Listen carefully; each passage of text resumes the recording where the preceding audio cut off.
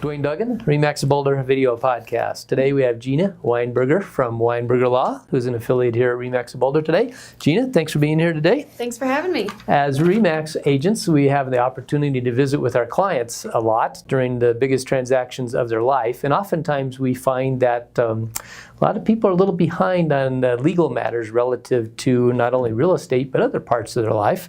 So we asked Gina to come today to talk about nominations of guardians for children, which is often an overlooked topic of people that have young children. So Gina, can you kind of define what that is first of all and start with that? Yeah, of course. So what we're talking about here is who's going to take care of your children if you're incapacitated or if you die. So who's going to become their guardian, responsible for their well-being if both parents are unavailable.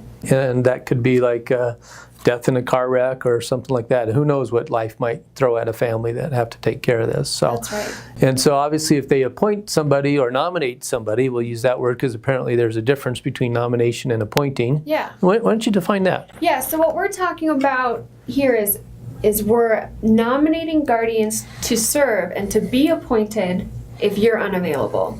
So usually you nominate more than one person in case the first one's unavailable. And then if something were to happen, a court or a judge will look over your nomination and find whoever should be appointed. Okay. A typical set of parents that's planning ahead should do this, but what if they fail to? What happens then? Who appoints the guardian then? So if there is no nomination, then it's really left up to a judge. And a judge will consider petitions from usually family members, but sometimes friends of family if they're very close.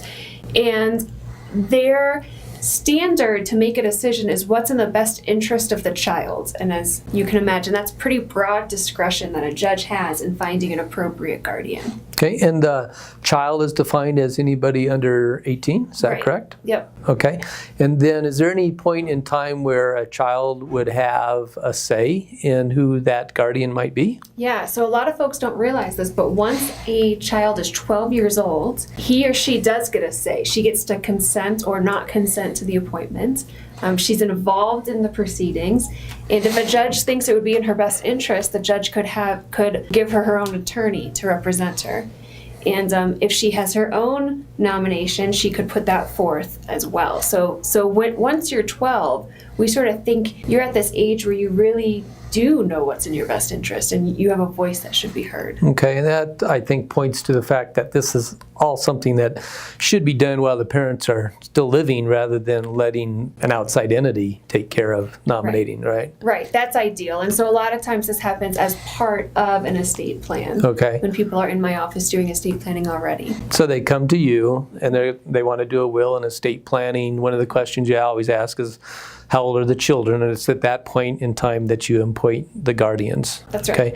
And then what's the process as far as I select a guardian, is getting permission from that person to accept that guardianship? Do you have to do that? So you don't need permission just to nominate them. You should have a conversation with them and make sure that this is something that they would be willing to step up and do if that were to happen. But they don't have to sign anything unless and until they're called to serve as the guardian. Okay.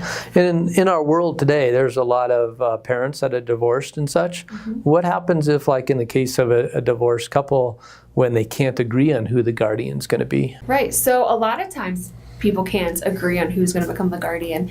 And in that case, you'll be doing separate estate planning anyhow. So your guardian nominations might be different. And if one parent survives, then there's no need for a guardianship. That sole parent becomes sole, the guardian, has sole right? custody, Okay. right?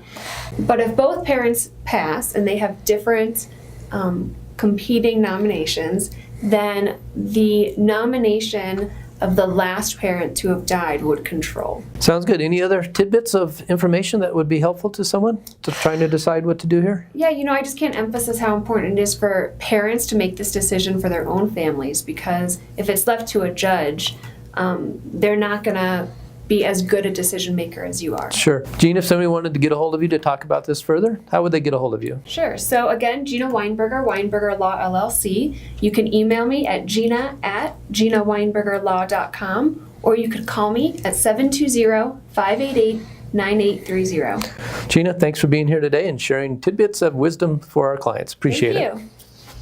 Dwayne Duggan, Remax Boulder Video Podcast, signing off.